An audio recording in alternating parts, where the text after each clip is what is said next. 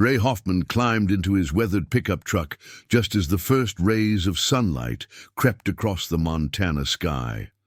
At 58, his joints protested with each movement, but the land wouldn't tend to itself. He gazed toward the western field, where his father's landing strip cut a straight path through his struggling wheat crop, the early light catching on the gravel surface that he'd meticulously maintained for decades, despite its lack of use.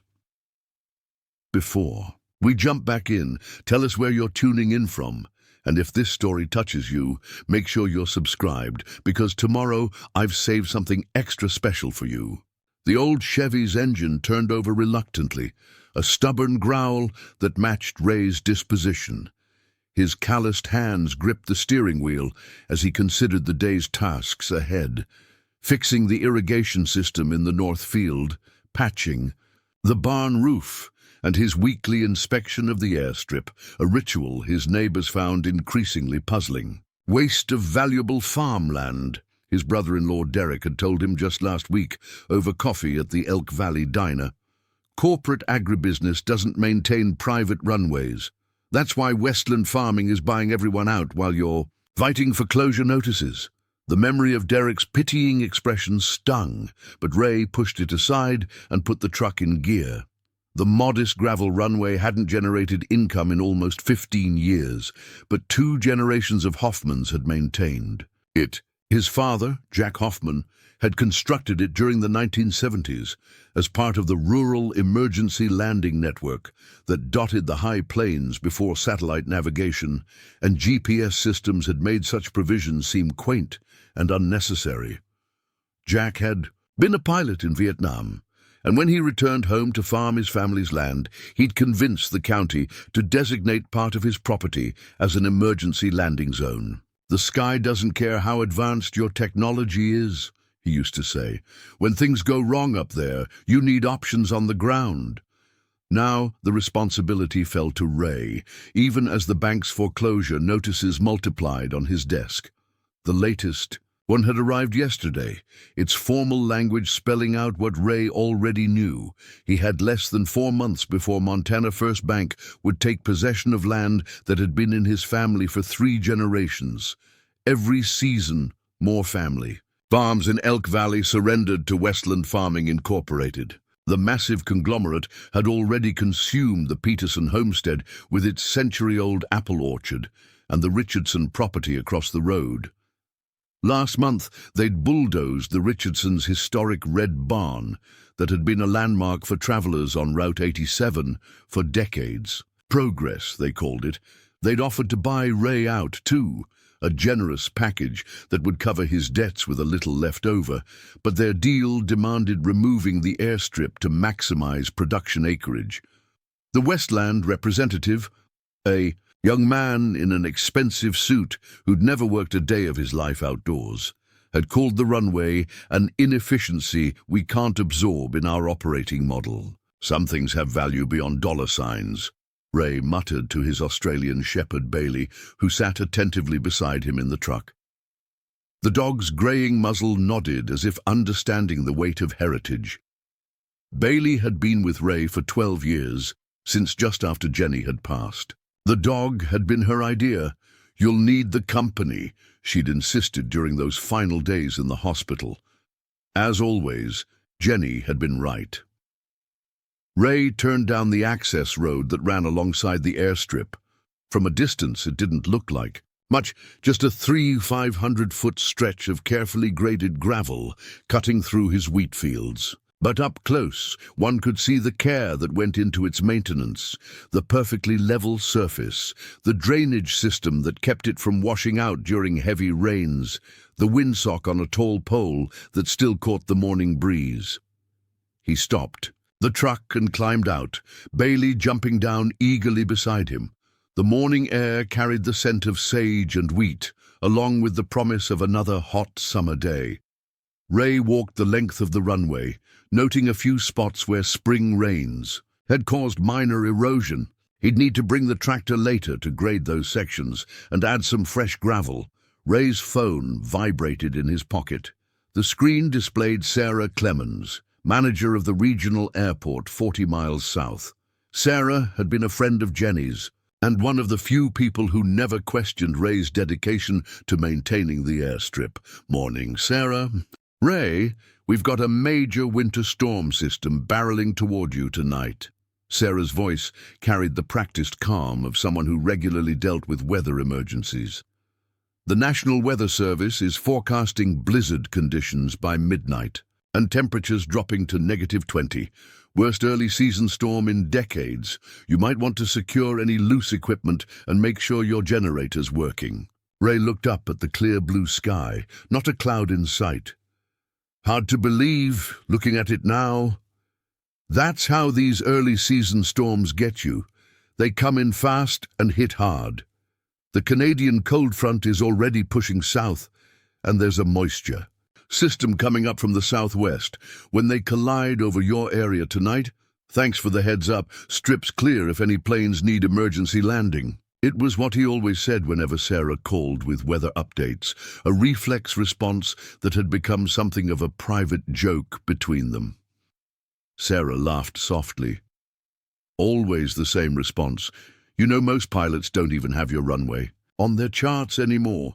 The FAA removed it from the official listings 5 years ago. Dad always said preparation matters most when it's least expected." It was another of Jack Hoffman's sayings, one of many that had shaped Ray's approach to life. "Well, this storm looks brutal. Just stay safe. Check in tomorrow so I know your roof didn't blow away." "Will do."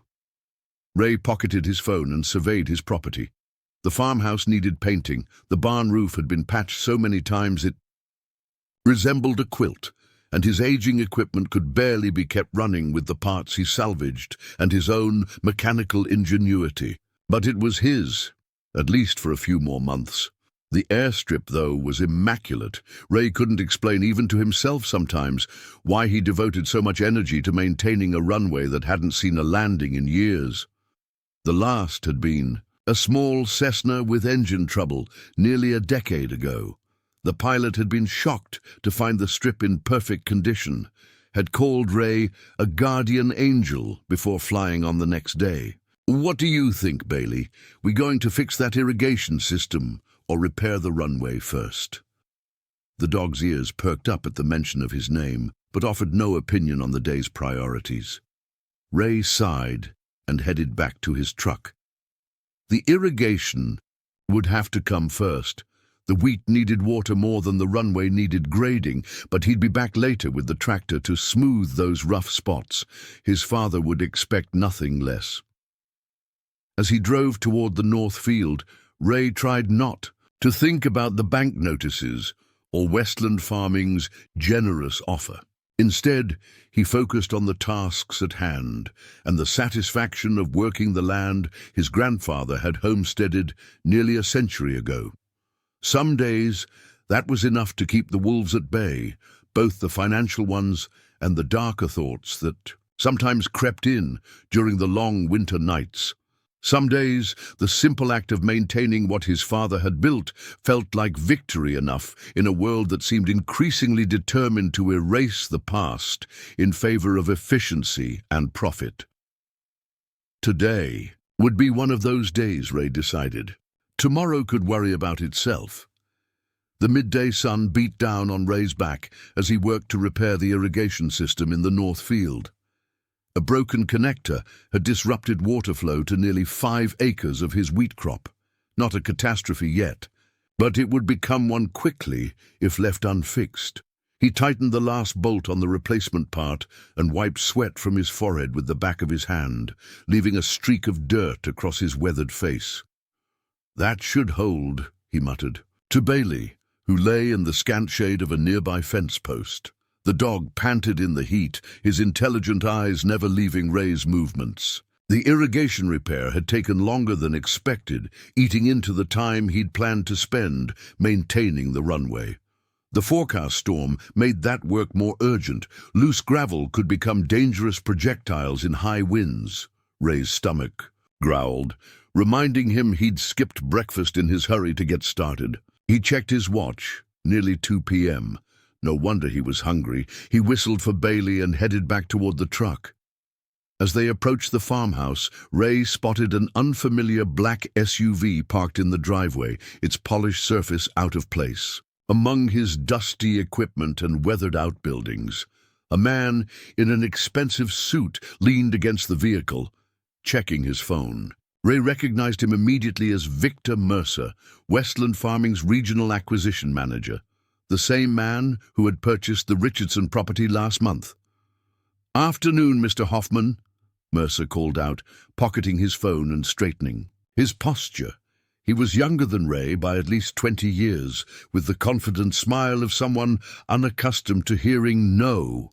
"Didn't know we had an appointment," Ray replied, making no effort to hide the coolness in his voice. Bailey moved closer to his side, sensing his tension.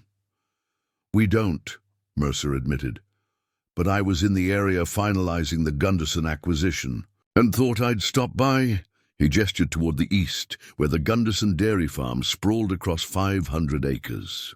"They signed this morning." The news hit Ray harder than he wanted to admit. The Gundersons had been in Elk Valley for 5 generations. Their herd was one of the most respected in Montana. "Didn't know they were selling?" "Bank gave them little choice," Mercer said with practiced sympathy. "Same situation you're facing from what I understand." Ray didn't ask how Mercer knew about his financial troubles. In a small agricultural community, such news traveled fast. He walked past Mercer, toward the house. "I was just about to have lunch. You can say your piece while I eat." Inside the modest farmhouse kitchen, Ray washed his hands at the sink and pulled bread, ham, and cheese from the refrigerator. The space was clean but dated, with appliances from the 1990s and laminate countertops worn smooth from decades of use. Photos lined the walls. Ray's parents standing proudly in front of their first tractor, Ray and Jenny on their wedding day, Ray's father beside a small airplane parked on the newly constructed runway. "Nice place," Mercer said, though his tone suggested otherwise.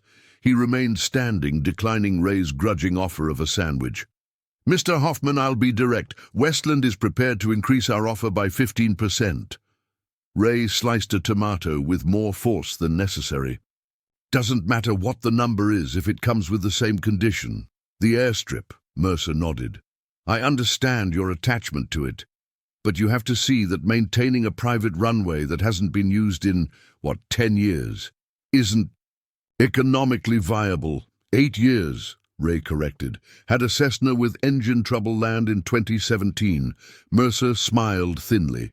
"My point exactly. Our analysts calculate that converting that land to productive acreage would increase yield by approximately 22%. That's significant." Ray assembled his sandwich in silence, considering his next words carefully. Bailey watched from his spot near the back door, ears perked attentively. Outside, the wind had picked up slightly, rattling the kitchen window in its frame. "My father built that runway," Ray finally said. "Maintained it his whole life. Made me promise I'd do the same. With all due respect, Mr. Hoffman, your father couldn't have foreseen the economic realities of modern agriculture, or the foreclosure notice from Montana First Bank." Mercer reached into his breast pocket and removed a folded document. "I have the offer right here, ready for signature. Full debt relief plus 15% over our original offer. Enough for you to relocate comfortably." Ray took a bite of his sandwich, chewing slowly. Through the kitchen window, he could see the western edge of the runway glinting in the afternoon sun. "And if I say no?" Mercer's expression hardened slightly. "Then the bank takes everything in 4 months. They'll auction the property, and Westland will likely acquire it anyway, but at a much lower price, without the benefit going to you." He placed the offer on the table. "I can't stop you from making a poor financial decision, Mr. Hoffman, but I'd urge you to think practically." "The way the Gundersons did? The way the Richardsons did?" Ray asked quietly. "They accepted reality," Mercer replied. "Something you might consider doing before it's too late." The conversation was interrupted by the sharp ring of Ray's landline phone, a rarity, as few people called that number anymore. Ray picked up the receiver, grateful for the interruption. Hoffman residence. Mr. Hoffman, this is Marcus Reynolds, with Montana First Bank. The voice was familiar. Reynolds was the loan officer handling Ray's increasingly desperate case. I'm calling about your property. Ray shot a glance at Mercer, who was studying a family photo on the wall with feigned interest. What about it? I understand a representative from Westland Farming might be speaking with you today about an acquisition offer. Reynolds' tone was carefully professional, but Ray detected an undercurrent of urgency. He's standing in my kitchen right now, Ray confirmed, watching Mercer pretend not to listen. Good. I wanted to make sure you understand the bank's position. Your next payment is due on the 15th, and without substantial progress toward resolving the arrears, we'll have no choice but to accelerate the foreclosure process. Ray gripped the receiver tighter. The 15th is a week away. The notice said I had until... Circumstances have changed, Reynolds interrupted. The board reviewed your case yesterday and determined that continued forbearance isn't justified, given the property's value and the existing offer from Westland. You're moving up the timeline, Ray said, the reality sinking in. That's not legal. Review your loan documents, Mr. Hoffman. The acceleration clause is quite clear. I'm merely calling as a courtesy. Reynolds paused. For what it's worth, I'd strongly encourage you to consider Westland's offer. It represents your best outcome at this point. The line went dead before Ray could respond. He slowly returned the receiver to its cradle, a cold weight settling in his stomach. Problem? Mercer asked, though his expression suggested he already knew the answer. Bank's accelerating the timeline, Ray said flatly. Seems mighty convenient.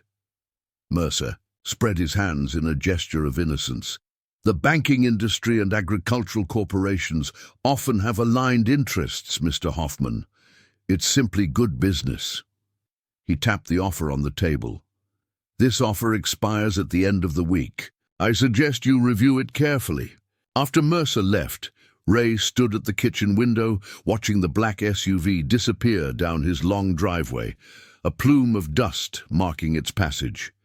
Bailey pressed against his leg, offering silent support.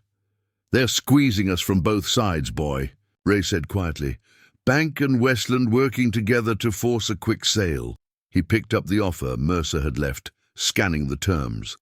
The numbers were indeed better than the previous offer, enough to clear his debts and provide a modest nest egg. But the clause requiring the removal of the runway remained, emphasized in bold text. Seller agrees to the removal of all non-agricultural improvements, including but not limited to the private airstrip, prior to transfer of ownership. Ray set the document aside and glanced at the wall calendar. The storm Sarah had warned about was due to arrive tonight, and he still hadn't addressed those rough spots on the runway. Regardless of what the bank or Westland wanted, he had work to do. Outside, the sky remained clear, but Ray noticed the wind had shifted to the north, the first sign of the approaching cold front. He loaded his tools into the truck and headed for the equipment barn. The old John Deere tractor inside had seen better days, but Ray had maintained it with the same care he gave the runway. It started with a belch of diesel smoke and a familiar rumble. As Ray drove the tractor toward the airstrip, Bailey running alongside, he tried to push thoughts of foreclosure and Westland farming from his mind.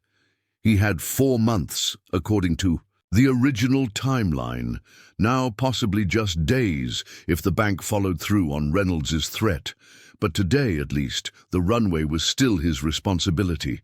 For the next 3 hours, Ray meticulously graded the rough sections of the airstrip, adding fresh gravel where needed and ensuring the drainage channels along both sides were clear. It was hard, dusty work, but there was satisfaction in it, the same satisfaction his father had found in maintaining something useful, something that might someday make a difference.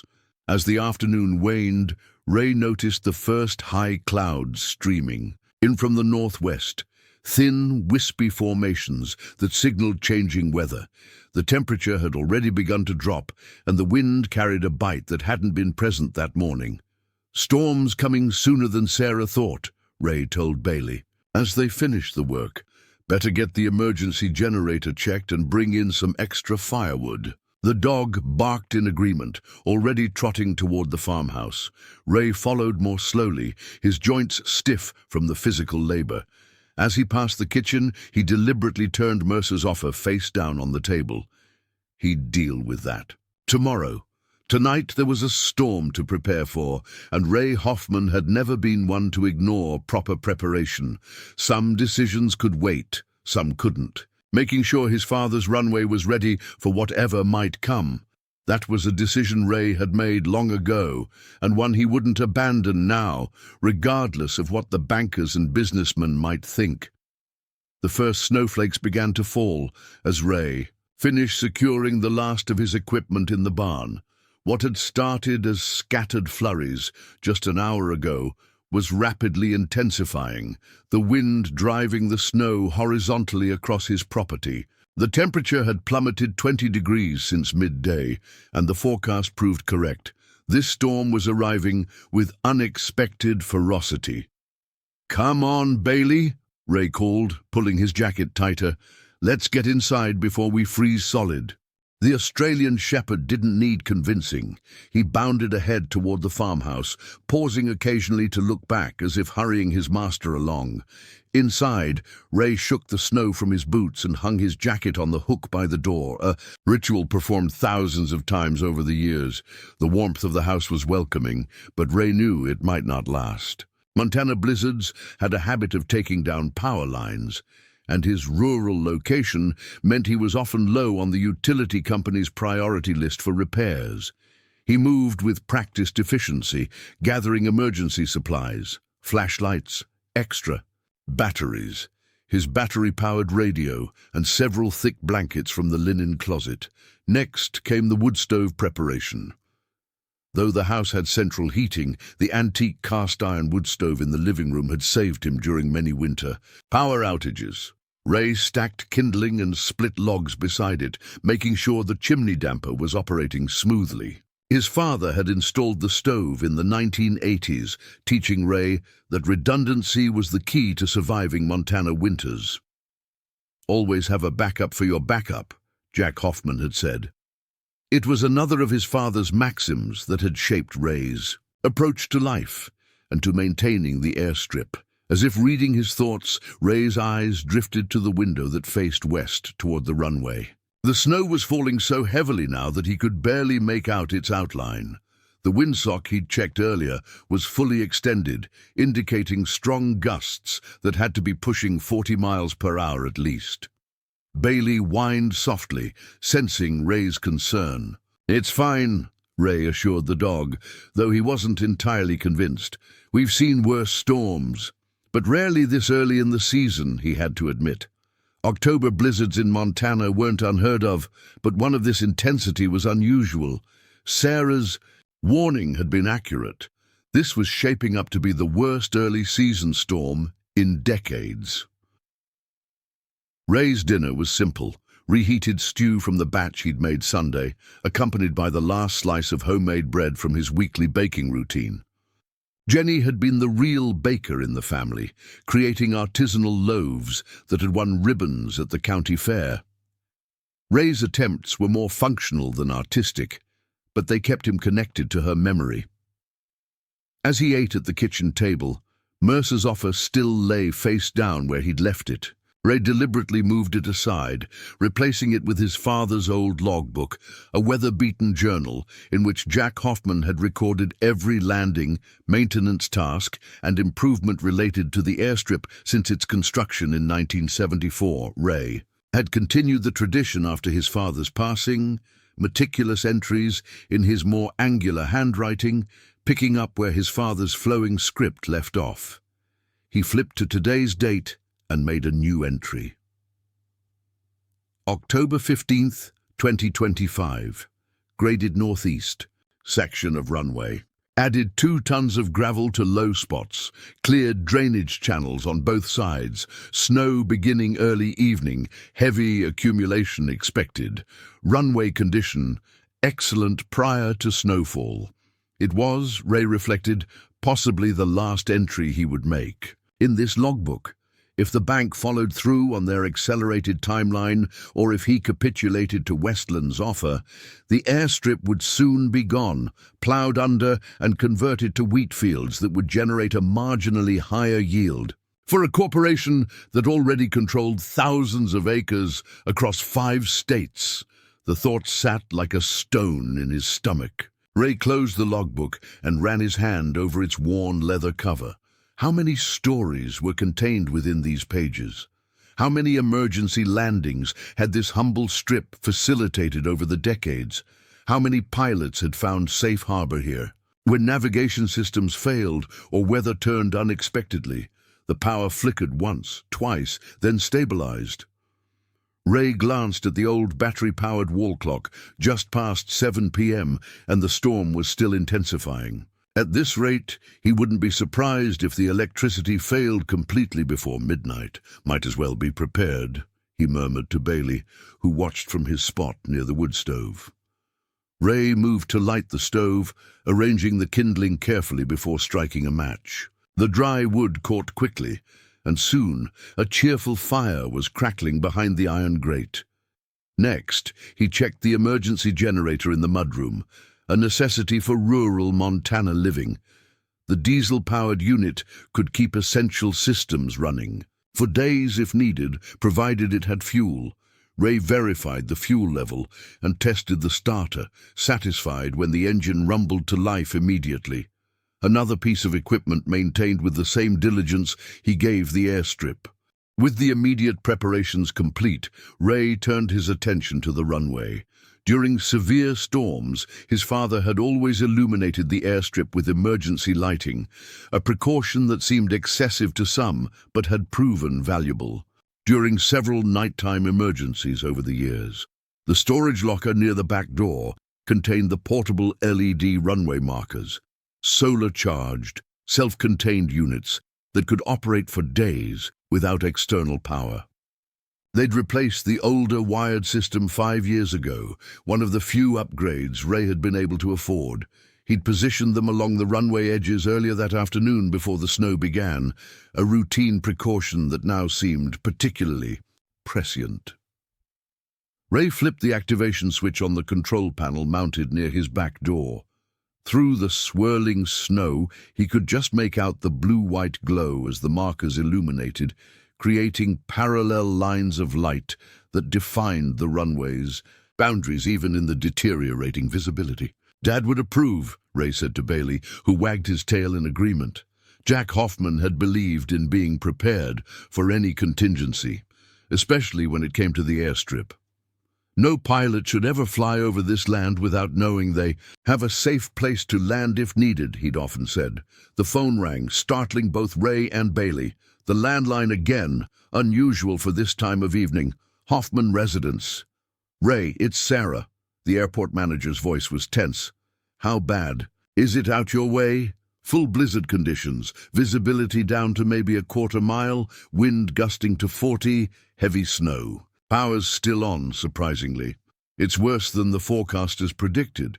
They've upgraded it to a potential record breaker." Sarah paused.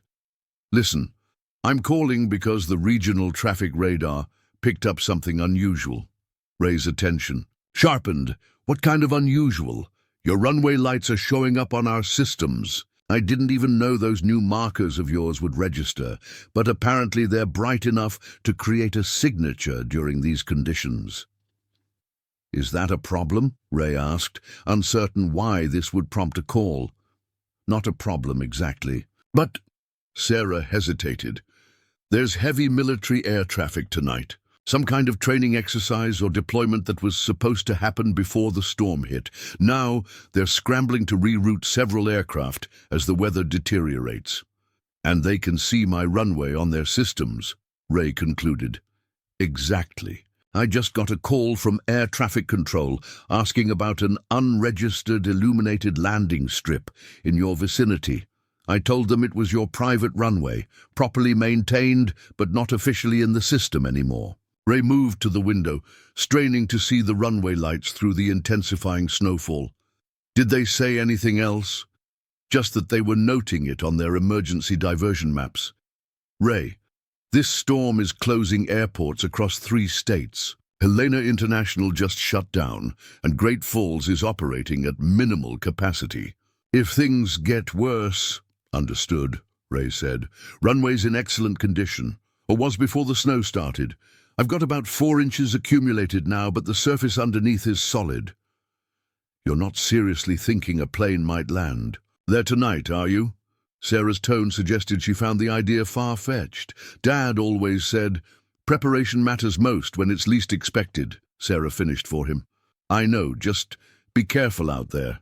This storm isn't playing around. After hanging up, Ray stood by the window for several minutes, watching the illuminated runway gradually disappear under the accumulating snow.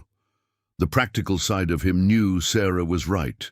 The chances of anyone needing his runway tonight were vanishingly small. Modern aircraft had sophisticated navigation and multiple diversion options at commercial airports, yet he couldn't shake the feeling that his father's insistence on preparation might prove prescient tonight. On impulse, Ray put on his heavy winter gear again, insulated coveralls, thick boots, and a fur-lined hat that covered his ears. "Stay here, Bailey," he instructed as the dog rose hopefully. "Too cold for you out there." Outside, the full force of the blizzard hit him like a physical blow. The temperature had dropped to near 0, and the wind chill pushed it well below that.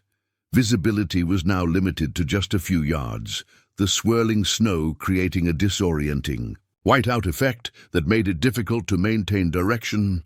Ray trudged through knee-deep drifts toward the equipment barn.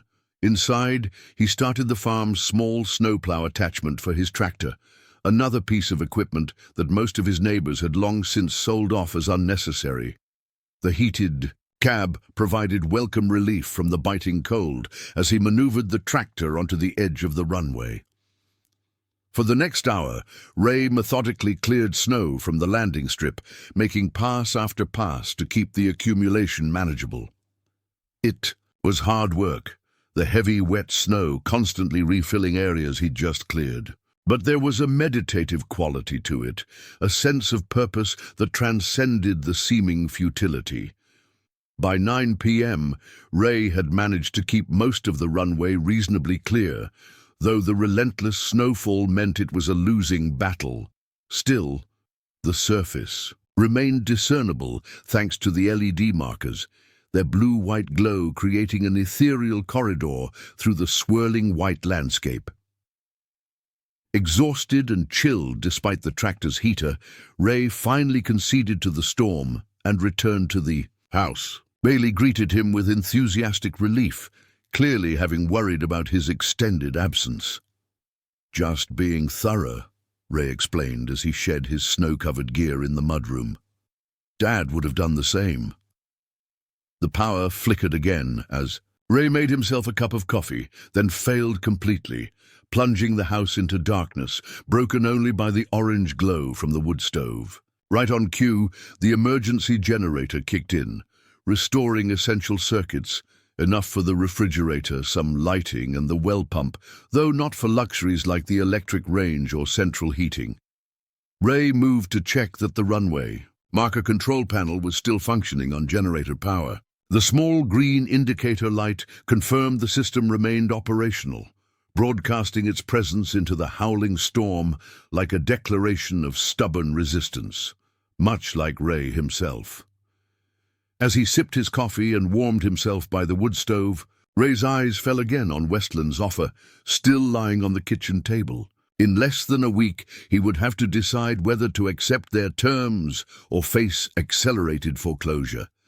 Either way, the airstrip that had been his father's legacy and his own responsibility for decades would likely be destroyed. But not tonight, Ray said quietly, as much to himself as to Bailey. Tonight it's still doing what it was meant to do, standing ready, just in case. Outside, the blizzard intensified. But within the warm circle of light cast by the wood stove, Ray found a measure of peace in knowing he had done everything possible to honor his commitment, not just to his father's memory, but to the principle of preparation that had guided his life. Whether anyone would ever benefit from that preparation remained to be seen, but the act itself held meaning. In a world increasingly driven by profit margins and efficiency, there was value in maintaining something simply because it was the right thing to do. Ray knew that, even if the bankers and corporate men never would. The grandfather clock in Ray's living room chimed 11 times, its deep resonance barely audible over the howling wind that battered the farmhouse. Ray had settled into his father's old recliner with a dog-eared copy of Ernest Hemingway's The Old Man and the Sea, a book he returned to whenever life seemed particularly unyielding. Bailey dozed at his feet, occasionally twitching in response to dreams only he could see. The generator hummed steadily in the background, a mechanical heartbeat that kept the essential systems functioning. The rural power grid had failed completely. 2 hours ago, leaving the Hoffman farm as an island of dim light in a sea of darkness and swirling snow. Through the living room window, Ray could just make out the faint blue glow of the runway markers, now barely visible through the intensifying blizzard. His battery-powered weather radio crackled with updates every 30 minutes, each more dire than the last. The storm had stalled over central Montana, feeding on an unusual confluence of atmospheric conditions to generate what meteorologists were calling a 100-year blizzard. Wind gusts had been recorded at 65 miles per hour at the Helena airport before equipment failures had shut down their monitoring systems. Residents are advised to remain indoors and prepare for extended power outages. The automated voice intoned, "Emergency services may be severely delayed or unavailable in rural areas. Repeat, this is a life-threatening situation." Ray checked his watch and calculated the remaining diesel in the generator's tank. If he was frugal with electricity, he had enough for another 36 hours at least, longer if he further limited usage to just the most critical needs. Food wasn't a concern. His pantry was well stocked, a habit instilled by Montana's unpredictable winters. The book lay open, but unread in his lap, his thoughts circling back to the airstrip and Westland's offer. Victor Mercer would likely be shocked to learn that Ray was out in a record-breaking blizzard, clearing snow from a runway that hadn't seen a landing in years, all while the threat of foreclosure loomed just days away. Ray could almost hear the corporate man's voice. "This is exactly the kind of irrational behavior that's driven your farm to the brink of insolvency."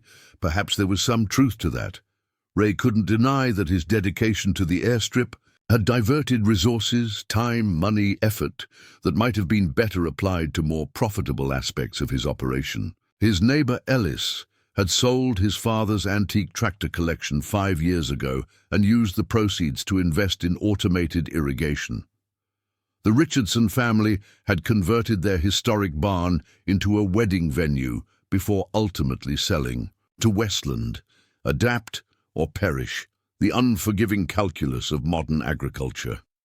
Ray's contemplation was interrupted by Bailey suddenly lifting his head, ears perked forward attentively. A moment later, Ray heard it too, a new sound beneath the constant howl of the wind, a deep, distant rumble that seemed out of place in the storm-consumed night. "What is that, boy?" Ray murmured, setting his book aside and moving to the window. The sound grew louder, a mechanical drone that Ray eventually recognized as aircraft engines. Not the higher-pitched whine of the small planes that occasionally passed over his property, but something much larger and more powerful. Bailey was now fully alert, standing beside Ray at the window, his posture tense with curiosity. Through the swirling snow, nothing was visible except the dim outline of the illuminated runway, but the sound continued to grow in intensity. Ray's first thought was that a plane must be off course, pushed into this airspace by the storm. It Wouldn't be the first time extreme weather had disrupted flight paths over Montana. But as the sound intensified, he realized this was no small aircraft battling the elements. The engine noise suggested something far larger. His hand reached for the radio on the side table, tuning it to the emergency aviation frequency his father had always monitored during storms. For several seconds there was only static, then a voice cut through the interference. "Repeat, Mayday, Mayday, Mayday. This is Reach 471, C-17, Globemaster 3 with multiple system failures. Navigation compromised, losing hydraulic pressure. Request emergency landing vectors to nearest viable airfield. Over." Ray's breath caught in his throat. A C-17, one of the largest military transport aircraft in existence. The sheer size of such an aircraft made an emergency landing in these conditions nearly impossible, especially at established airfields already impacted by the storm. Another voice responded, presumably air traffic control. "Reach 471, this is Great Falls approach. All regional airfields are reporting whiteout conditions, with crosswinds exceeding safety parameters. Helena International is closed. Nearest viable alternative is Malmstrom Air Force Base, but current conditions are marginal at best." "What is your fuel state?" "Over. Great Falls approach, Reach 471. Fuel state critical, approximately 30 minutes remaining. Primary hydraulic system failing, running on backups. We've lost de-icing capability on the port wing. Cannot safely reach. Malmstrom in current conditions. Over." Ray listened with increasing concern. The situation was deteriorating rapidly for the C-17. Without navigation, with failing systems, and in a blizzard of historic proportions, their options were vanishingly few. "Reach 471, stand by." The controller's voice conveyed professional, calm, masking underlying tension. "We're evaluating all possible alternatives." There was a pause in the radio traffic, filled only with static and the background sounds of the control center. Ray found himself holding his breath, the fate of the unseen aircraft and its crew suddenly feeling deeply personal. "Reach 471, Great Falls approach. Satellite imagery shows a possible emergency landing site approximately 15 miles southeast of your current position. It appears to be an unmarked private airstrip with emergency lighting active, length estimated at 3,500 feet. Be advised this is not a certified airfield and surface conditions are unknown. Do you wish to investigate this option?" "Over." Ray's heart hammered in his chest. They were talking about his runway. His father's runway. The strip he'd spent the evening clearing in what had seemed like an exercise in futility. The runway, Westland. Farming wanted to destroy for a marginal increase in wheat production. "Great Falls approach. This is Reach 471. Affirmative. We'll investigate. Please provide coordinates for this airstrip." Over. The controller read off a series of numbers that Ray immediately recognized as the location of his farm. The C-17 pilot acknowledged the information and then added something that sent a chill through Ray. "Great Falls. Be advised we are carrying hazardous cargo, critical medical equipment and supplies for Northern Tier Regional Hospital System, including emergency generators and Class 3 biological materials requiring temperature control. Loss of this aircraft would significantly impact regional emergency response capability." Over. Medical supplies. Emergency equipment in the middle of a historic blizzard that was crippling infrastructure across 3 states. The stakes had just risen dramatically. Ray grabbed his coat and rushed to the back door, where his emergency gear was still drying from his earlier expedition. Bailey followed, clearly sensing the sudden urgency. "No, boy, you stay here," Ray instructed firmly, pointing back toward the living room. "Too dangerous out there now." The Australian shepherd reluctantly obeyed, watching anxiously as Ray donned layer after layer of cold weather protection. Outside, the conditions had deteriorated beyond what Ray had experienced earlier. The temperature had plummeted to 15 below zero, with a wind chill approaching 40 below. Visibility was now measured in feet rather than yards, the snow driven horizontally by winds that threatened to knock him off balance with each step. Ray pushed forward toward the equipment barn, leaning into the wind with grim determination. The runway markers provided his only reference points in the whiteout conditions, their blue-white glow creating a ghostly pathway through the storm. He needed to make one more pass with the snowplow, clear as much of the recent accumulation as possible before the C-17 attempted what would be, under the best circumstances, an extremely challenging landing. The tractor started reluctantly in the extreme cold, its diesel engine protesting before finally catching with a belch of black smoke. Ray engaged the snowplow attachment and began yet another battle against the relentless snowfall. The powerful headlights cut through the darkness, illuminating curtains of white that immediately closed behind him as he moved along the length of the runway. As he worked, Ray's mind calculated the odds facing the C-17 pilot.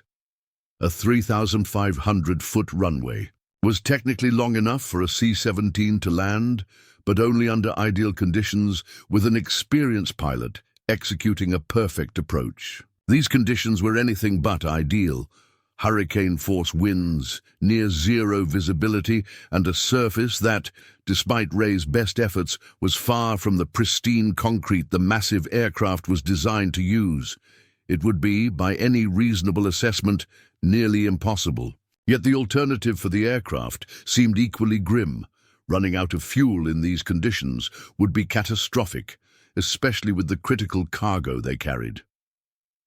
Ray completed his third pass down the center of the runway just as his radio crackled to life again. He'd brought the aviation band receiver with him, clipped to his coat where he could hear it over the tractor's engine. Unknown airstrip. This is Reach 471, approaching from the northwest. If anyone is monitoring this frequency, please respond. Over. Ray fumbled with thick gloves to reach the handheld transmitter he kept in the tractor for emergencies, another of his father's practices that had seemed excessive until this moment. Reach 471. This is Hoffman Farm Private Airstrip. I monitor this frequency during emergencies. Be advised I'm currently clearing snow from the runway, but accumulation is heavy and continuous. Surface is compacted gravel with approximately 2 inches of snow coverage, despite clearing efforts. Over.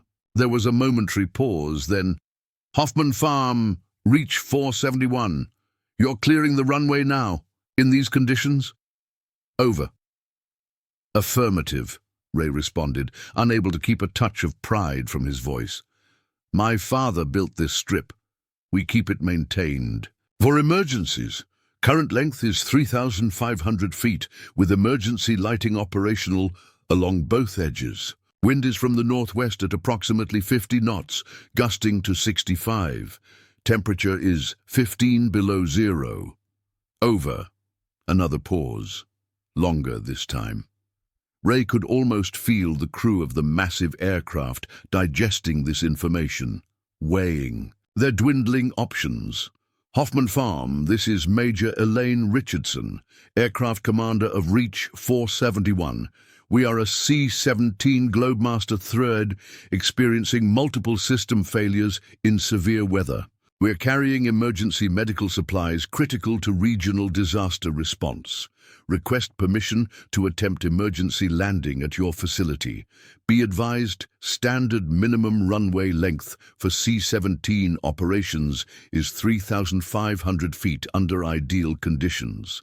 These are not ideal conditions. Over. Ray swallowed hard. Permission, as if he had the authority to permit or deny a United States military aircraft in distress the use of his private runway. Yet, in asking this pilot, this Major Richardson was acknowledging his ownership, his authority over this small piece of Montana that he'd fought so hard to maintain. Major Richardson, permission granted, Ray replied, his voice steady despite the gravity of the situation.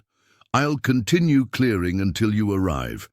Be advised there's a drainage ditch approximately 200 feet beyond the runway's northeast end, followed by open field for another quarter-mile before my equipment barn. If you overshoot, aim for the field. Over. Understood, Hoffman Farm. We are approximately 10 minutes out. Beginning emergency descent now. Please clear the runway area completely. We'll make one pass to evaluate conditions before attempting landing. Over. Ray acknowledged and pushed the tractor to its limits, making one final pass along the full length of the runway. As he cleared the far end, he could hear the C-17's engines more distinctly now, a powerful roar that somehow penetrated even the howling wind of the blizzard.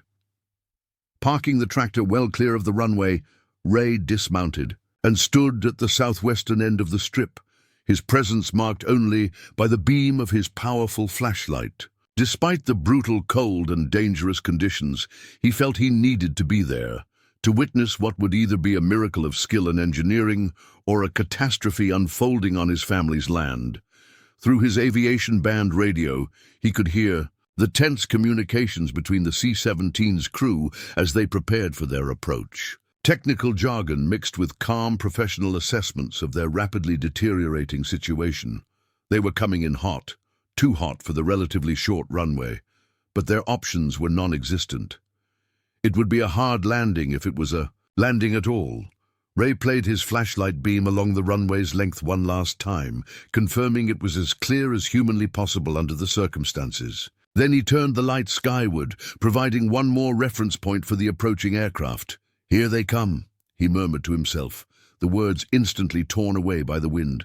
"Dad, if you're watching, we could use a little help right about now." Through the curtain of driving snow, Ray caught his first glimpse of the C-17's landing lights, powerful beams cutting through the blizzard like searchlights, growing rapidly larger as the massive aircraft descended toward his family's humble airstrip. The C-17 Globemaster III emerged from the blizzard like a phantom, first just landing lights piercing the whiteout conditions, then gradually the massive silhouette of the aircraft itself. Ray had seen military transports before, but never this close, and never in such dire circumstances. The sheer size of the plane was breathtaking, at least 174 feet long, with a wingspan of nearly 170 feet, dwarfing anything that had ever approached. His father's modest airstrip. The aircraft made a low pass over the runway, its engines roaring as it descended to just a few hundred feet above the ground before climbing away again. Through his radio, Ray could hear the crew's assessment. Runway. Visual. Length confirmed approximately 3,500 feet. Surface appears to be gravel, with snow accumulation.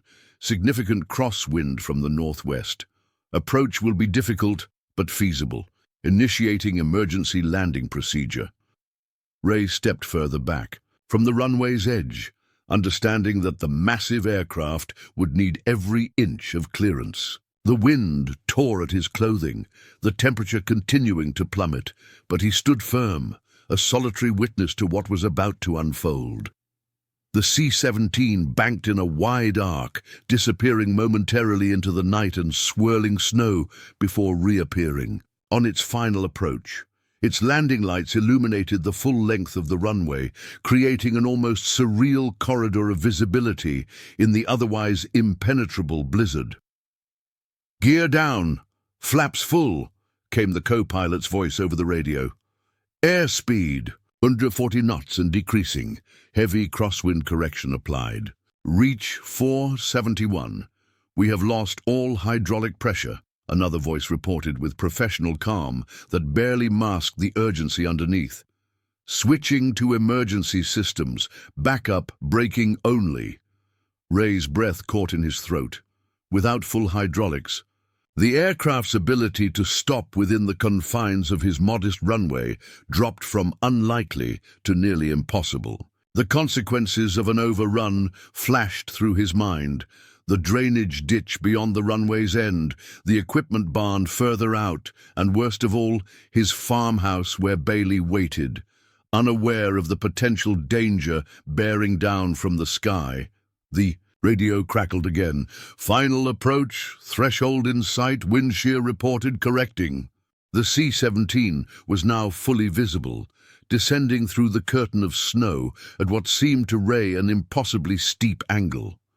The crosswind pushed at the massive aircraft, forcing the pilots to maintain a crab angle that kept the nose pointed significantly. Left of the runway centerline to maintain a straight ground track, Ray had seen enough landings to know this one was precarious at best. The aircraft was coming in fast, too fast for the available runway length, but with systems failing and fuel critically low, the pilots had no choice but to attempt the impossible.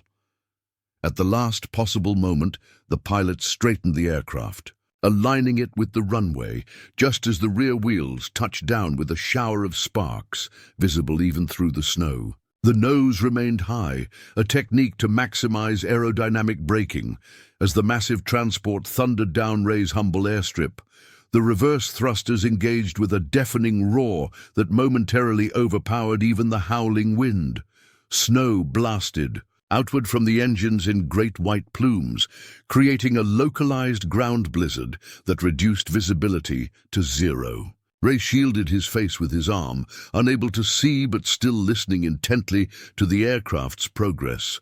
The sound of the engines changed pitch suddenly, followed by a metallic grinding that raised the hair on Ray's neck. Something had gone wrong. Through breaks in the swirling snow, he caught glimpses of the aircraft still hurtling down the runway at alarming speed, eating up the precious feet of stopping distance. "Brake failure on landing gear 2 and 4, shouted a voice over the radio. "Emergency braking ineffective. Prepare for overrun." Ray watched in horror as the massive C-17 continued its headlong rush toward the end of his father's runway. Despite the pilot's best efforts, physics was working against them. 174 feet and 285,000 pounds of aircraft with compromised braking systems simply couldn't stop in the remaining distance. The C-17 reached the end of the prepared surface and plowed into the drainage ditch beyond, the impact sending a visible shudder through the entire airframe. For a terrible moment, Ray thought the aircraft might cartwheel or break apart, but somehow it maintained its structural integrity. Though the landing gear collapsed under the strain, momentum carried the stricken aircraft forward, its belly now scraping along the snow-covered ground of Ray's wheat field. It carved a deep furrow through the frozen earth, gradually slowing as it approached the equipment barn. With just 50 yards to spare, the C-17 finally ground to a halt, steam rising from its overheated brakes and damaged undercarriage. For several seconds, Ray stood frozen in place, scarcely believing what he had just witnessed. Then training and instinct took over. He keyed his radio. "Reach 471, this is Hoffman Farm. I'm approaching from the southwest to render assistance. What is your status?" Over. A moment of static, then. "Hoffman Farm, reach 471. Aircraft down with significant damage to landing gear and lower fuselage. No fires detected. Crew status..." A pause. 4 minor injuries. No serious casualties. Beginning emergency shutdown procedures. Request immediate assistance with crew evacuation and cargo security. Over. "On my way," Ray responded, already. Running toward the farm's utility vehicle, a rugged ATV kept in a small shed near the runway's edge. The specialized off-road vehicle was another of his father's precautionary purchases, maintained meticulously despite its infrequent use.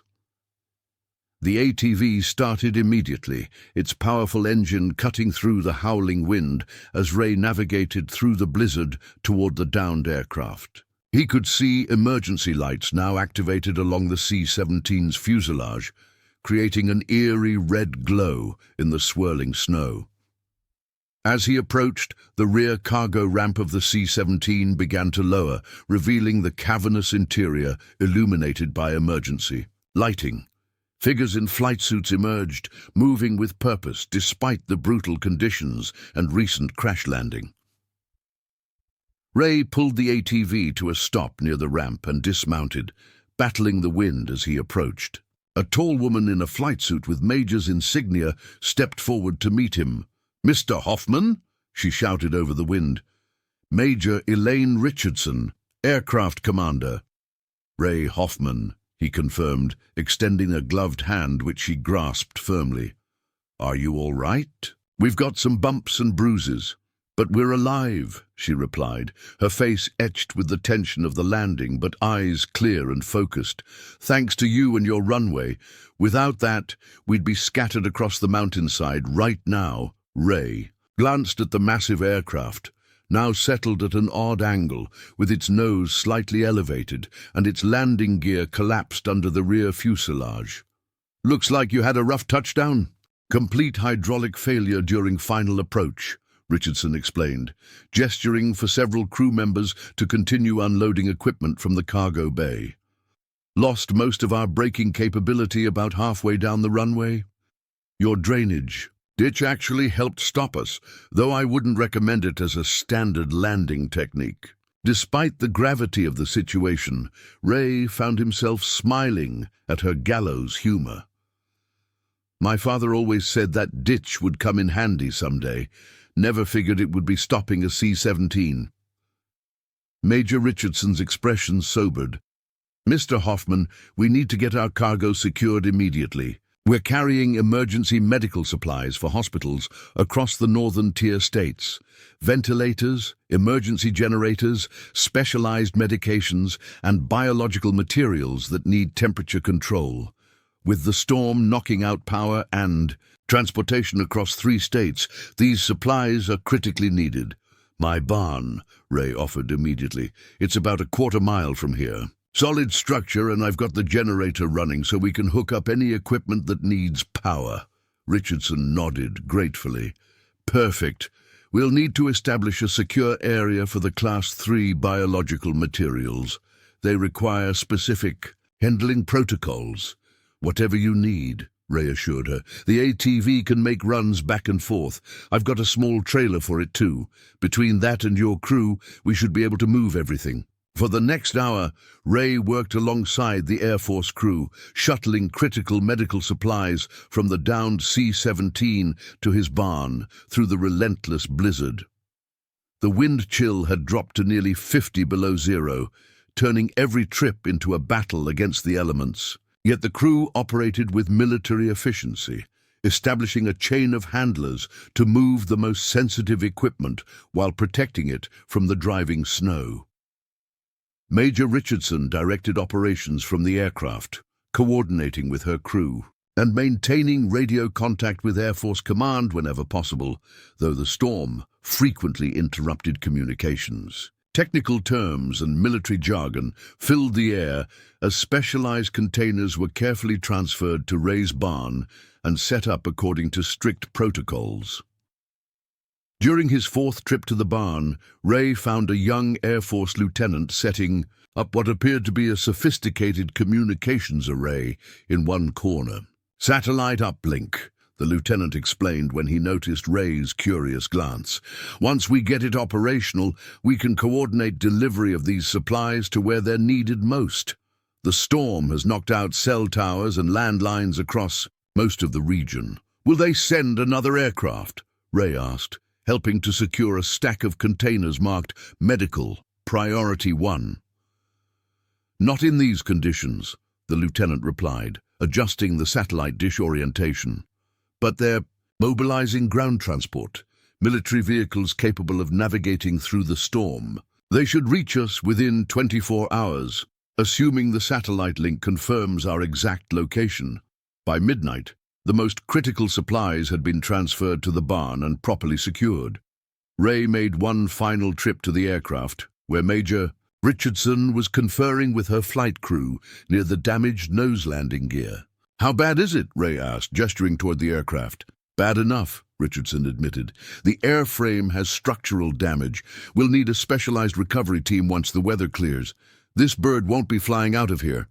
Ray processed this information, realizing that a damaged C-17 would potentially be stranded on his property for weeks or even months. Somehow that seemed a secondary concern compared to the immediate crisis. "What about your crew?" he asked.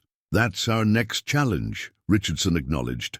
We've got 8 personnel who need shelter, food, and warmth until extraction is impossible. My house isn't large, Ray said without hesitation, but it's warm. I've got plenty of food, and there's space for everyone if we get creative with sleeping arrangements. Relief flickered across Richardson's face. We're trained for survival situations, Mr. Hoffman, but I won't pretend a warm house doesn't sound better than emergency bivouacs in this weather. Thank you. As they prepared to depart for the farmhouse, Richardson paused, looking back at the massive aircraft partially buried in snow. You know, when they told us about your private runway, I thought it was a long shot at best. Most civilian airstrips can't handle aircraft half our size, even in good conditions. My father built it to last, Ray replied simply. Been maintaining it ever since he passed. Well, your dedication saved 8 lives tonight, not to mention the medical supplies that will save countless more. She extended her hand again. On behalf of the United States Air Force, thank you. Ray took her hand, strangely moved by the formal acknowledgement. Just did what needed doing, he said, echoing words his father had often used. As they trudged through the deep snow toward the farmhouse, the wind momentarily died down, revealing the surreal sight of a C-17 Globemaster III settled incongruously in a Montana wheat field, emergency lights still blinking against the white landscape. Ray couldn't help but think that his father would have appreciated the view, vindication of his insistence on maintaining the airstrip long after conventional wisdom suggested abandoning it. Bailey greeted them at the door with enthusiastic barking, clearly relieved to see Ray return after his extended absence. The Australian shepherd quickly adjusted to the presence of strangers, his herding instincts keeping him circling the group as they stomped snow from their boots in the mudroom. "Beautiful dog," commented one of the crew members, a young woman, with technical sergeant stripes who introduced herself as Carmen Rodriguez. "He seems concerned about keeping us all together." "That's Bailey," Ray explained, helping the crew shed their outer layers.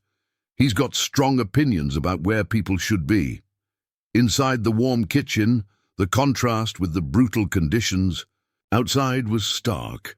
Ray quickly set about preparing hot coffee and reheating the remainder of his stew, supplemented with bread and preserved goods from his well-stocked pantry. The crew gathered around his table, their faces showing the fatigue and tension of the emergency landing, but also relief at finding unexpected sanctuary.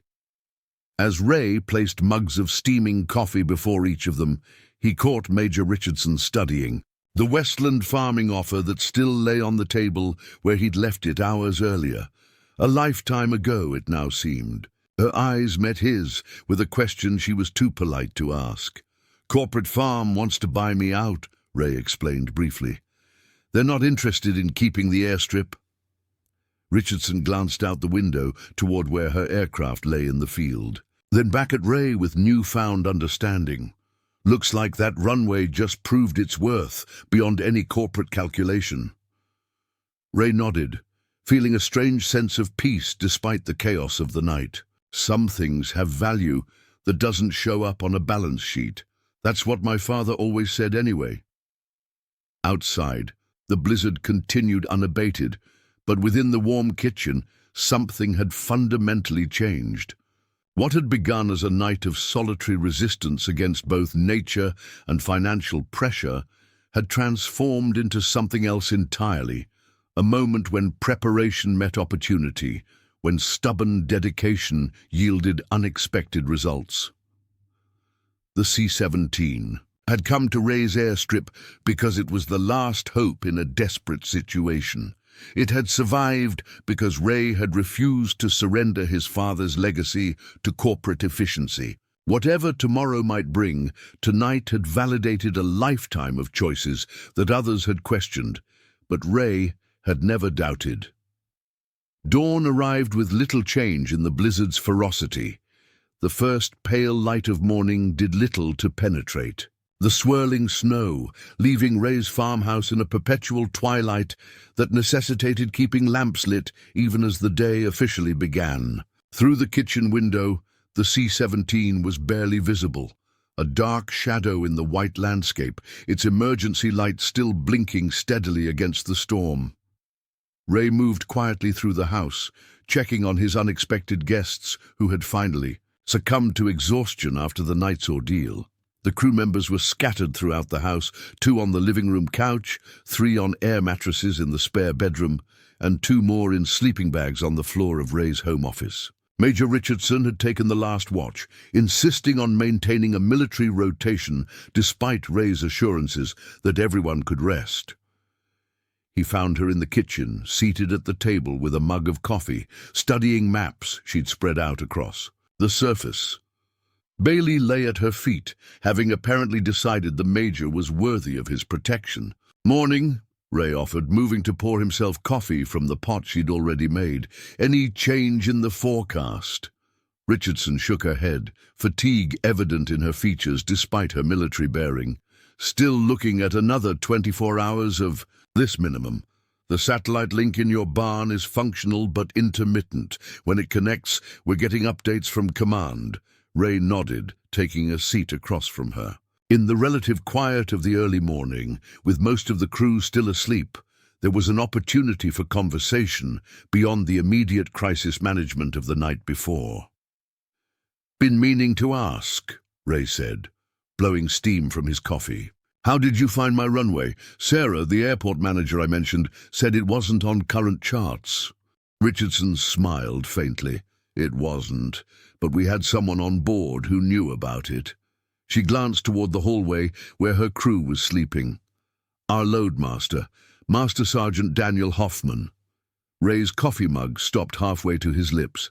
"Hoffman? Your nephew, I believe," Richardson confirmed.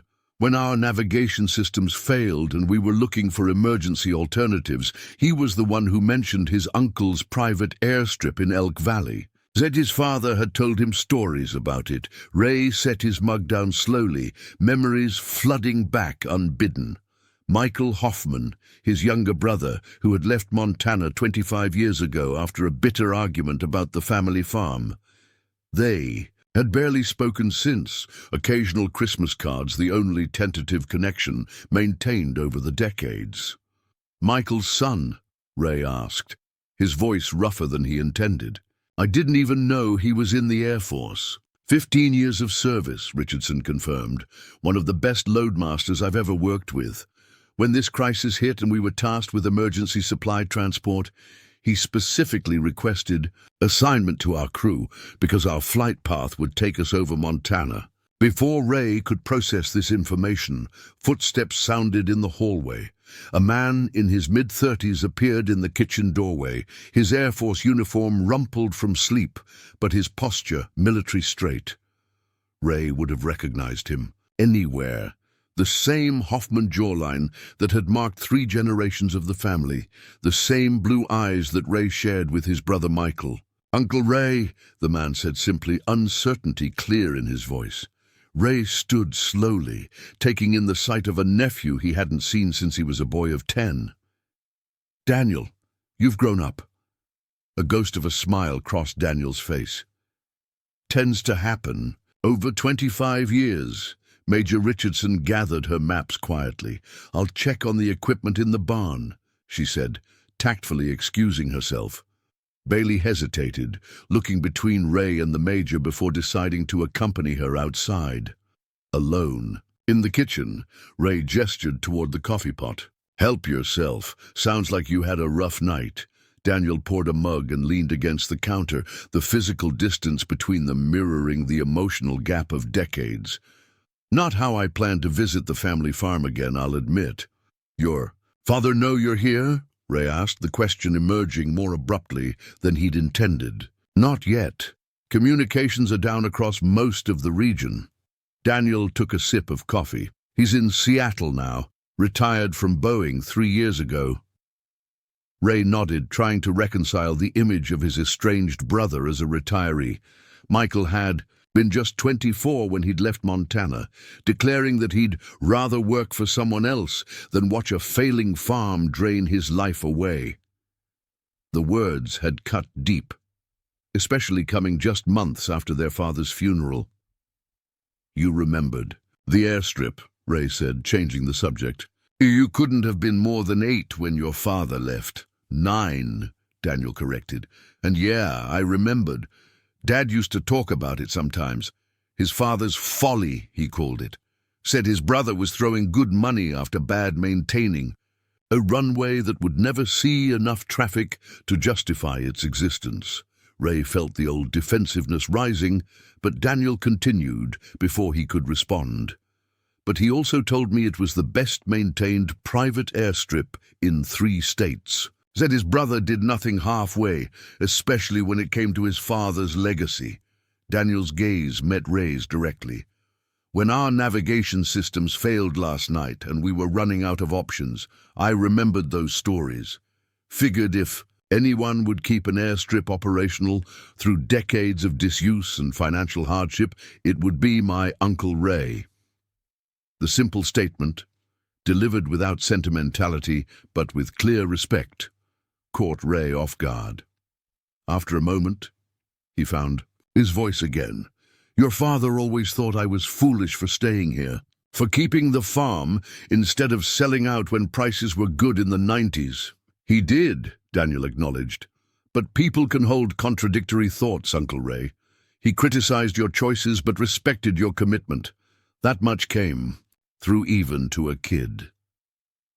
Ray absorbed this perspective, a new angle on a fraternal rift that had ossified into something seemingly permanent over the decades.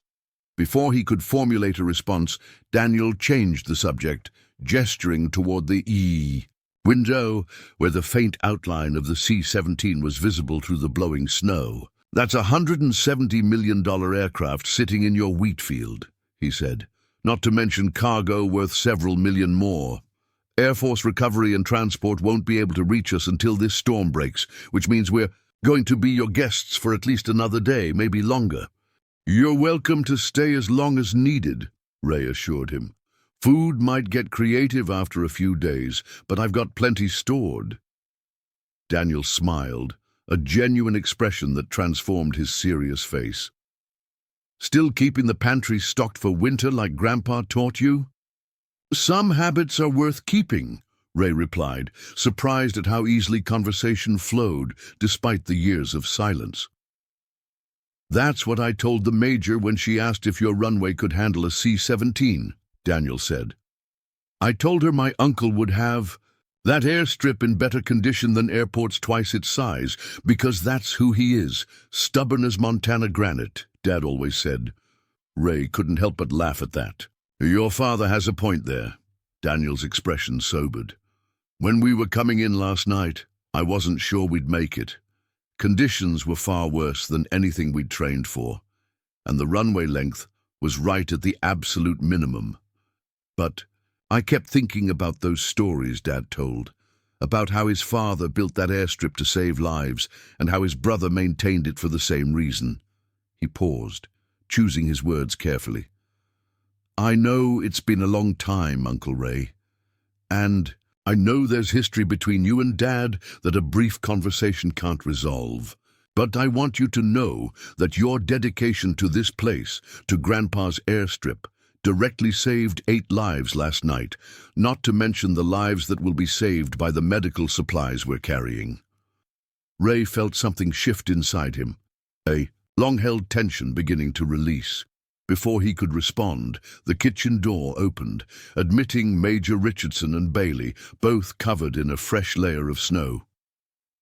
Satellite link is stable, Richardson reported, stamping snow from her boots. Command is coordinating with state emergency services to get specialized vehicles to our location.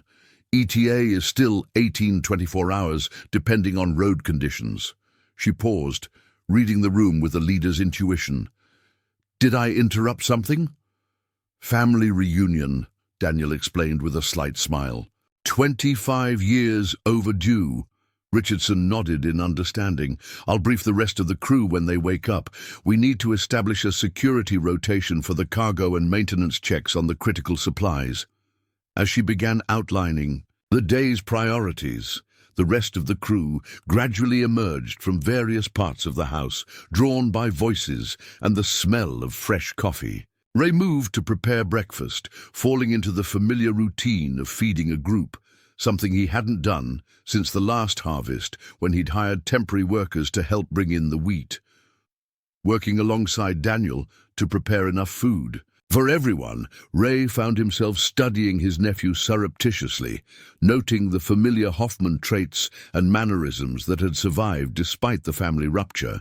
The way he efficiently organized cooking tasks, the slight furrow of concentration between his brows, all echoes of Michael and, before him, their father Jack. As the kitchen filled with Air Force personnel, the conversation shifted to practical matters. Maintaining the temperature-sensitive medical supplies, establishing communication protocols, and preparing for eventual extraction. Ray listened, impressed by the crew's professionalism and adaptability in what was clearly a situation well outside standard operating procedures. During a lull in the planning discussion, Technical Sergeant Rodriguez glanced toward the window, where the C-17 was barely visible through the continuing blizzard. "Sir," she addressed Major Richardson, "what's the plan for the aircraft once we get the cargo transferred?" "That's not a standard recovery situation out there." Richardson nodded grimly. "Command is coordinating with Air Force engineering. Once the storm clears, they'll send in a specialized team to assess whether field repairs are possible or if the aircraft will need to be disassembled for transport." "Disassembled?" Ray asked, trying to imagine the logistics of taking apart something the size of the C-17. "Worst-case scenario," Daniel explained. "If the structural damage is too severe for field repair, they'll have to break it down into transportable components and move it by ground to the nearest Air Force facility. Which means," Richardson added, looking directly at Ray, "that we may be imposing on your hospitality and your land for quite some time, possibly weeks." Ray thought about the implications. A major military operation taking place on his farm, personnel and equipment coming and going, the runway being used by support aircraft. Any other time such disruption to his carefully ordered life would have been unwelcome. Now, with foreclosure looming and Westland Farming's offer still on the table, the timing seemed almost providential. "You're welcome to whatever you need," he assured her. "The farm's not exactly busy this time of year anyway." Richardson studied him thoughtfully. "Master Sergeant Hoffman mentioned you might be facing some property issues." Ray shot a glance at Daniel, who had the grace to look slightly abashed. "Word travels fast in airplane crews during emergencies," his nephew said by way of explanation. "It's not a secret," Ray acknowledged. "Banks foreclosing. Corporate farms offering to buy me out, but they want to remove the airstrip to maximize planting area." Richardson exchanged glances with her flight engineer, a weathered captain named Martinez. "Interesting timing," she remarked, "given recent events."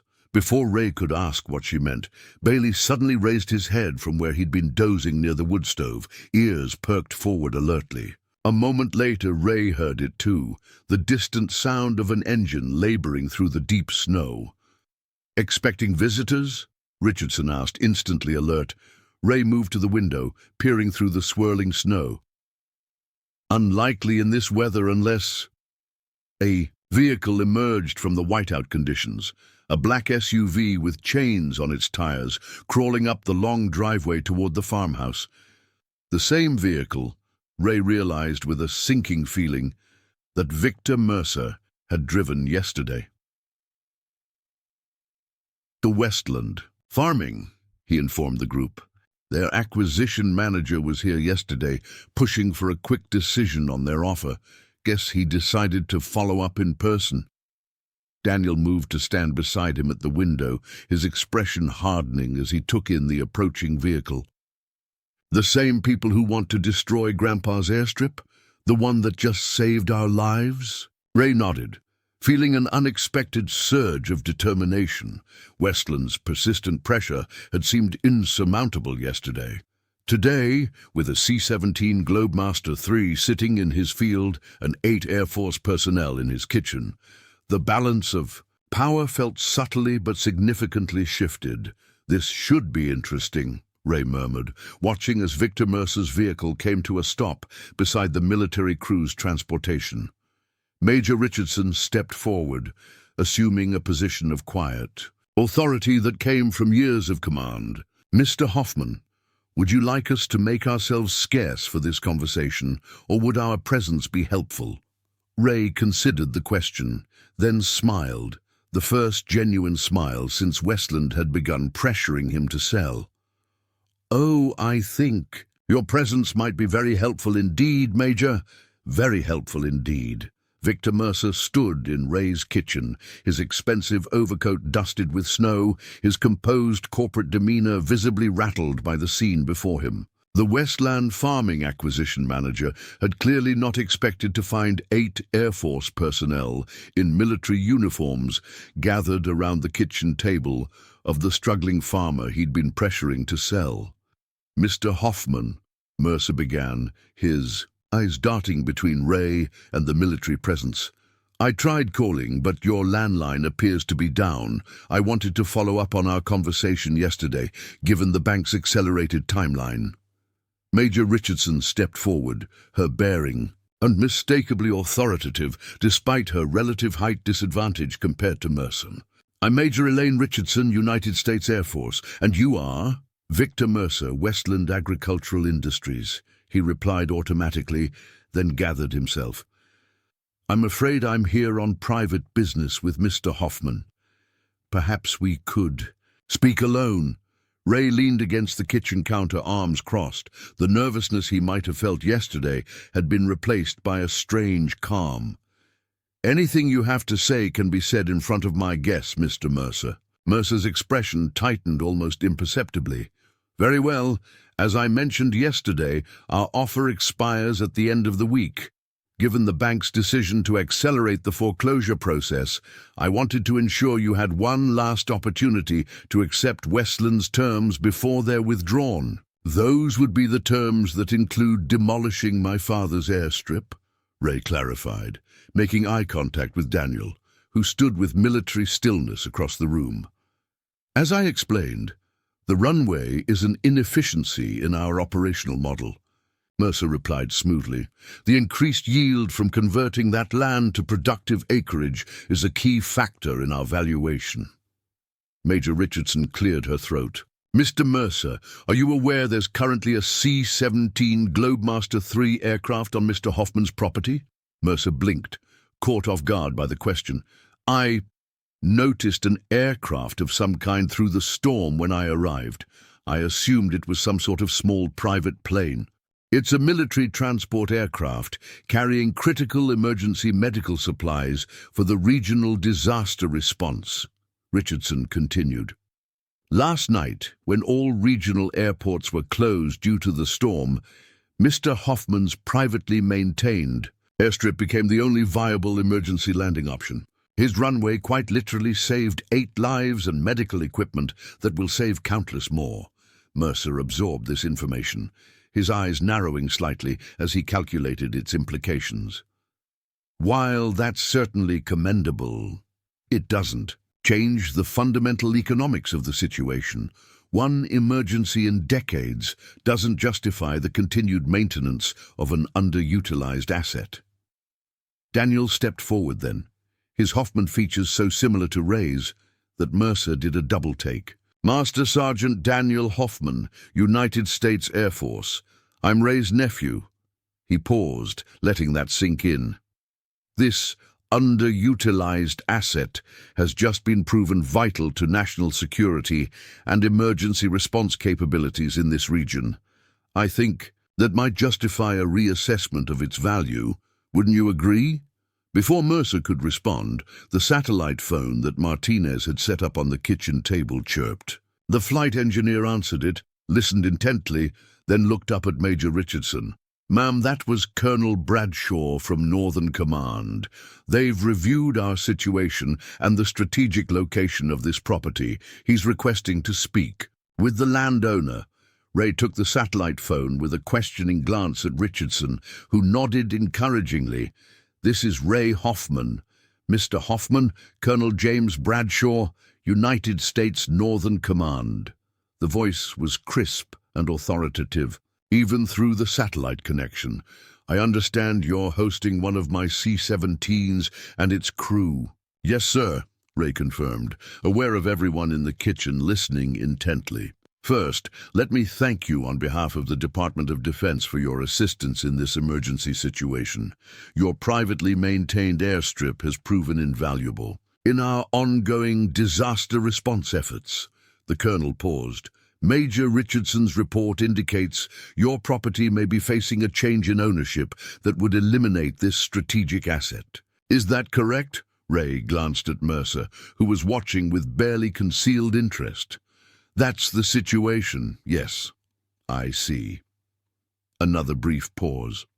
"Mr. Hoffman, the Department of Defense has a vested interest in maintaining emergency landing capabilities in strategic locations, particularly in regions like yours, where severe weather can compromise standard facilities. Your airstrip's performance last night has brought its strategic value to our attention." Ray listened, scarcely believing what he was hearing. "I'm authorized to inform you that we're prepared to designate your airstrip as an official Department of Defense emergency landing facility, which would come with a formal maintenance contract and appropriate compensation. This designation would require that the runway remain operational and be maintained to specific standards, but the surrounding land could continue to be used for agricultural purposes." The colonel continued, outlining details of what such an arrangement would entail: annual funding for maintenance, periodic inspections, and potential upgrades to the facility, while allowing Ray to maintain ownership and continue farming operations. By the time the call ended, Ray's mind was spinning with the implications. Victor Mercer had heard enough of the conversation to understand the situation had fundamentally changed. His expression shifted from confusion to calculation as Ray set down the satellite phone. "It seems congratulations are in order, Mr. Hoffman," Mercer said smoothly, adapting his approach with the practiced ease of a career negotiator. "Perhaps Westland should reconsider its position on the airstrip, given these new developments." Ray met his gaze steadily. "Perhaps you should, or perhaps I'm no longer interested in selling at all." "The bank's position hasn't changed," Mercer reminded him, though with less confidence than he'd shown previously. "Without significant cash flow improvement, foreclosure remains imminent." Major Richardson, who had been quietly observing the exchange, spoke up. "The Department of Defense moves quickly in emergency situations, Mr. Mercer. I suspect Mr. Hoffman's financial outlook has improved considerably in the last 10 minutes. Mercer glanced between them, recognition dawning in his eyes. The power dynamic had shifted completely. He straightened his coat and adopted a conciliatory tone. "Westland values good relationships with all regional landowners. Perhaps we should table our discussions until after this emergency situation has been resolved. We're certainly open to revised terms that might accommodate special circumstances." "I'll keep that in mind," Ray replied, making no commitment. After Mercer departed, visibly discomfited by the turn of events, a moment of stunned silence filled the kitchen before Technical Sergeant Rodriguez broke into a wide grin. "Did you just get offered a Pentagon contract for your private runway, sir?" Ray ran a hand through his hair, still processing what had just happened. "Seems that way," Major Richardson smiled. "Colonel Bradshaw doesn't make offers he can't fulfill. Once the paperwork goes through, your airstrip will have official strategic status. That should resolve your immediate financial concerns and keep Westland at bay." Daniel approached his uncle, emotion evident in his normally controlled features. "Grandpa would have loved this. His airstrip recognized by the Department of Defense as a strategic asset." Ray nodded, feeling a tightness in his throat. He always said it would prove its worth someday. 3 months later, Ray stood at the edge of his runway, watching as a small Air Force team completed the installation of enhanced lighting systems along both sides of the newly reinforced surface. The winter storm had long since passed, but its effects had been transformative, far beyond the physical landscape. The C-17 Globemaster had eventually been deemed repairable, though the process had taken weeks and required specialized equipment transported to the farm. During that time, Ray's property had become a hive of military activity. Engineers, recovery specialists, and logistics personnel coming and going as they worked to salvage the valuable aircraft. More importantly, the Department of Defense had followed through on Colonel Bradshaw's offer with remarkable efficiency. Ray's airstrip was now officially designated as Hoffman Emergency Landing Facility, complete with improved all-weather capabilities, enhanced communication systems, and a formal maintenance contract that had not only satisfied the bank, but had allowed Ray to make substantial improvements to his agricultural operations as well. "Looks good, doesn't it?" came a voice from behind him. Ray turned to find Daniel approaching, now in civilian clothes rather than his uniform. His nephew had returned to Montana on leave, helping Ray with the spring planting while reconnecting with the family land he'd left as a child. "Your father would hardly recognize the place," Ray observed, gesturing toward the runway with its new features. "Actually," Daniel replied with a slight smile, "he's looking forward to seeing it for himself." Ray turned to his nephew in surprise. "Michael's coming here?" Daniel nodded. "Next month, if that's all right. When I told him about the landing and everything that followed, well, let's just say it opened up some conversations that were long overdue." Ray absorbed this news, feeling a complex mixture of emotions. 25 years of estrangement wouldn't be resolved in a single visit, but the possibility of reconciliation now seemed within reach, another unexpected outcome of that desperate landing in the blizzard. "He's welcome any time," Ray said finally. "This is still Hoffman land, after all." They walked together toward the farmhouse, passing the spot where the C-17 had come to rest that fateful night. Though the aircraft was gone, its impact remained, not just in the reinforced runway or the new equipment in the communications shed, but in the renewed purpose that had infused everything on the farm. Bailey greeted them at the porch, his aging body still managing an enthusiastic welcome. Inside, Ray's kitchen table was covered with paperwork, some from the Department of Defense, some from the bank showing his mortgage now in good standing, and a noticeably absent offer from Westland Farming, who had quietly withdrawn their interest in the property once its new strategic designation became known. "I got an email from Major Richardson yesterday," Daniel mentioned, as they settled at the table. "The medical supplies we were carrying that night ended up saving 37 lives directly, with hundreds more benefiting from the emergency equipment." Ray nodded, taking satisfaction in the knowledge. His father had built the airstrip believing it might someday save lives, a vision that had finally been realized decades later. "She also said something interesting," Daniel continued. "Apparently, the Department of Defense is reviewing rural emergency response capabilities nationwide after what happened here. They're identifying other private airstrips in strategic locations that might deserve similar designation. Your grandfather always said being prepared matters most when it's least expected," Ray mused, echoing words that had guided his life. Daniel smiled in recognition of the family saying. He was right about that, and about a lot of other things too. Through the kitchen window, Ray could see the runway stretching into the distance, now officially recognized for the value his father had always believed it possessed. What had once seemed like stubborn adherence to an outdated tradition had proven to be foresighted preparation for a critical moment.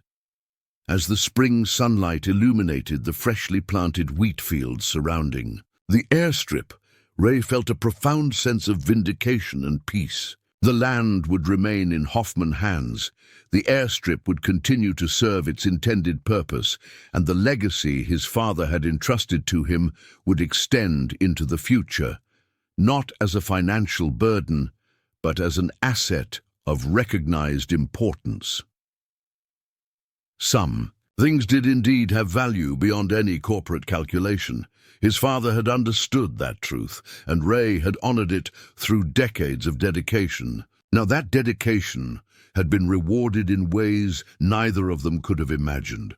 In a world increasingly driven by efficiency and profit, Ray Hoffman's stubborn maintenance of his father's airstrip had proven that some traditions are worth preserving, not just for their connection to the past, but for their unexpected relevance to the future. 1 year later, the late summer sun cast long shadows across the Hoffman farm as Ray climbed down from his new tractor, a recent acquisition that would have been unthinkable 18 months ago. The wheat harvest was nearly complete, and for the first time in years, Ray was looking at a season of genuine profitability, rather than merely scraping by. "Looks like we'll finish by Thursday if the weather holds," he called to Daniel, who was checking moisture levels in the recently harvested grain bins. His nephew's 2-week summer visit had fortuitously coincided with the harvest, providing welcome help during the busiest time of the year. Daniel nodded in agreement, making a final notation on his tablet before joining his uncle. At 36, he still maintained the trim physique and straight posture of his military training, though he'd relaxed considerably during his time at the farm. "The new equipment makes a big difference," Daniel observed, gesturing toward the modern tractor. "Dad won't believe the changes when he gets here tomorrow." Ray felt the familiar tightening in his chest at the mention of his brother's impending visit. Michael Hoffman had made his first trip back to the family farm 3 months earlier, a tentative reunion after 26 years of estrangement. That initial visit had been awkward but ultimately healing, the brothers finding common ground in shared memories and their mutual connection to Daniel. This second visit promised to be more comfortable, the sharpest edges of old conflicts having been worn smooth by time and changed perspectives. "Bailey's going to be disappointed when this is all over and everyone leaves," Ray commented as the aging Australian shepherd approached, moving more slowly these days, but still determined to supervise all farm activities. The dog had developed a particular fondness for Daniel, perhaps recognizing the Hoffman blood they shared. "He's got plenty of company these days," Daniel replied, reaching down to scratch behind Bailey's ears. "Between the DoD inspection teams and the flight training groups, this place sees more traffic now than it has in decades." It was true. The Department of Defense designation of Hoffman Emergency Landing Facility had transformed the once isolated farm into a surprisingly active location. Quarterly inspections, maintenance crews, and occasional training exercises brought regular visitors to the property. The most recent development had been the inclusion of the airstrip in emergency response training for military pilots, teaching them to identify and utilize non-standard landing options in crisis situations. Ray glanced toward the runway, now visible from almost anywhere on the property thanks to the enhanced lighting systems and newly installed windsock tower. The basic gravel surface remained. The DoD engineers had determined that maintaining its original character while reinforcing the underlying structure was preferable to converting it to concrete. But everything else about the facility had been upgraded to modern emergency standards. "Dad's bringing some old photos he found," Daniel mentioned as they walked toward the house. "Pictures of Grandpa during his flying days, some of the original construction of the airstrip. Thought you might want them for the display." The display had been Sarah Clemens' idea.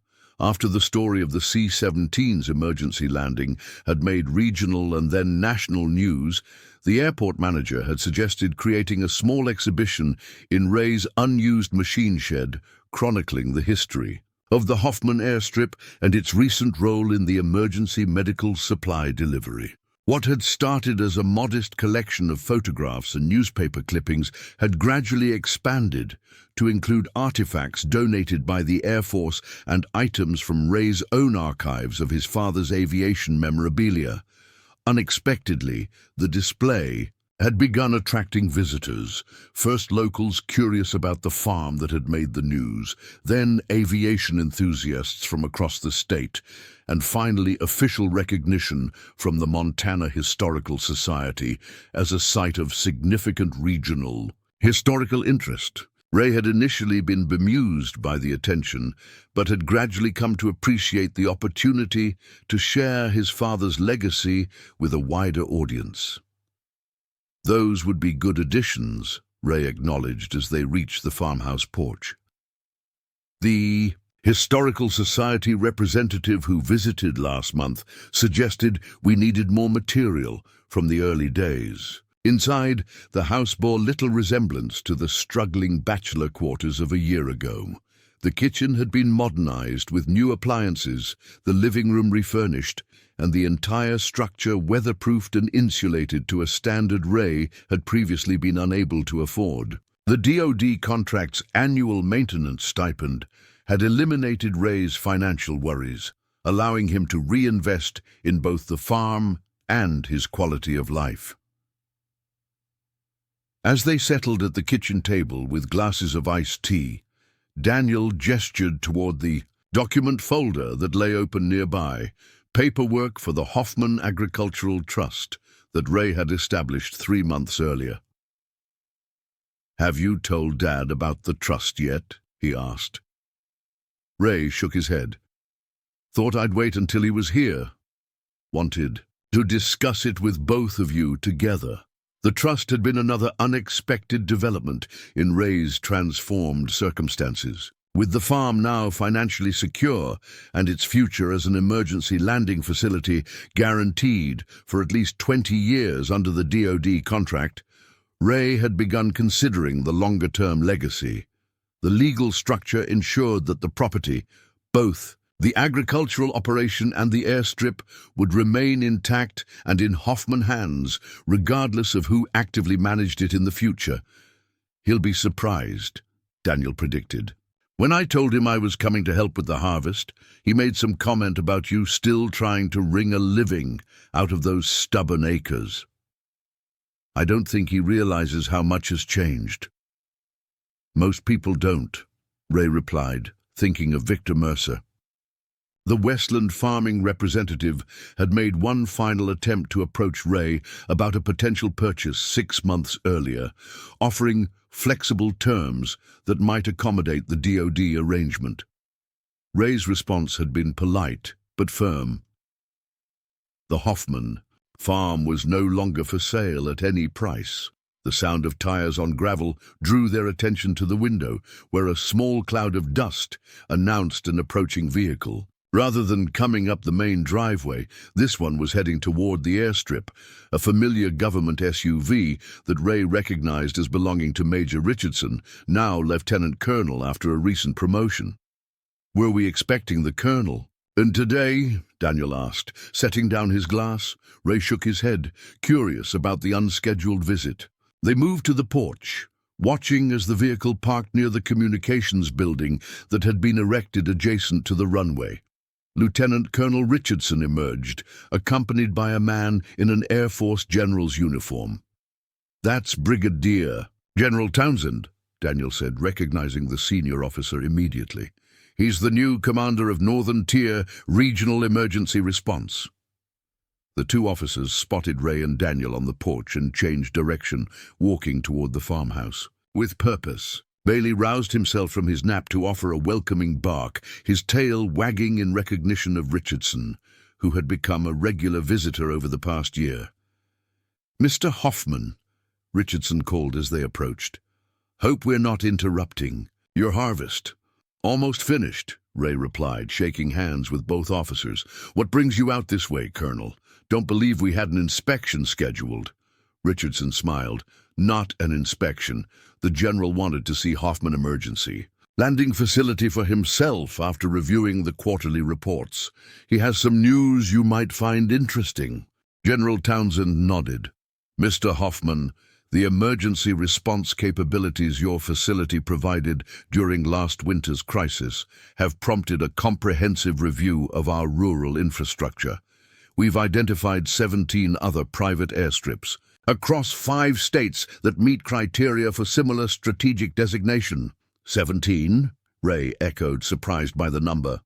The Hoffman model, they're calling it at the Pentagon, Richardson added with evident satisfaction. A public-private partnership that leverages existing rural infrastructure for emergency response while preserving agricultural operations.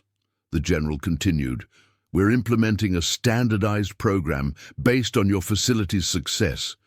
Each designated airstrip will receive similar upgrades, maintenance contracts, and integration into our emergency response network. Your cooperation over the past year has helped establish the template for the entire program.